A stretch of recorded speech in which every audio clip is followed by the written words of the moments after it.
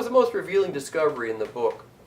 Well, I'd have to say that it was the influence of Tay Hohoff, her editor, on To Kill a Mockingbird.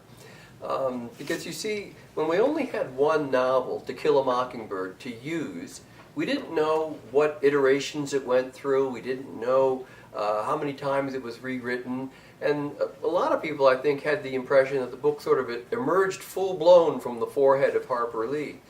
But those of us who are in the business of writing know that nothing goes the first time you wait the way you want it to go.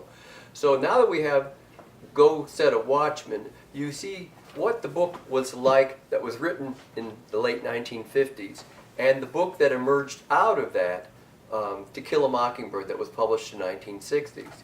And it's very interesting to compare the two books, and who comes between, who's the sort of the medium between the two books. It's her editor, Tay Hohoff, who was a much older woman in her 60s, Quaker educated, a New York sophisticate, who realized that this young woman had a great voice. She could really tell a story, but she needed work on the construction of a novel and to find a story that would appeal to a lot of readers.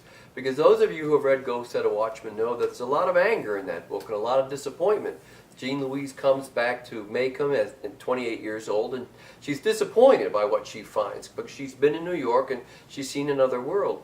But that's not where Harper Lee was strongest. Harper Lee was strongest delving back into the past and telling things through the eyes of a child. And Tay Hohoff brought out the childhood scenes and made them the engine to tell the story.